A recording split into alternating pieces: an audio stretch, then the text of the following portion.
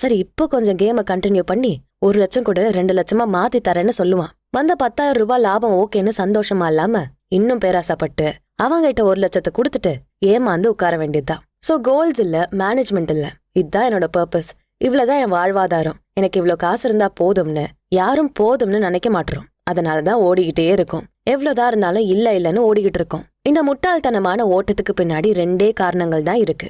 ஒன்னு, சமூகத்துல அடுத்தவங்களோட நம்மள கம்பேர் பண்ணிக்கிறது. எந்த போர்ல வேணாலும் ஜெயிச்சிடலாம், இந்த கம்பேர் பண்ற போர்ல ஜெயிக்கவே முடியாது. நம்ம எப்படிதான் முன்னுக்கு வரணும், அவங்கள விட உயரணும், இவங்கள விட பணக்காரன் ஆகணும்னு ஓடிக்கிட்டே இருந்தாலும் ஜெயிக்கவே முடியாது. யாராவது ஒருத்தர் நமக்கு பெட்டரா தெரிஞ்சுக்கிட்டே தான் இருப்பாங்க. பக்கத்து வீட்டுல 5 லட்சம் ரூபாய் கார் வாங்குறாங்கன்னு நீங்க 10 லட்சம் ரூபாய் கார் வாங்கி நான் தாண்டா பெரிய ஆள் நினைப்பீங்க.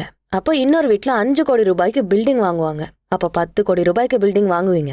அப்புறம் இன்னொருத்த வீடு கட்டுவான். இப்படி உங்களுக்கு எல்லாருமே பெட்டரா இருக்கிறதா மட்டும்தான் தெரியும். நீங்க டாப் லெவல்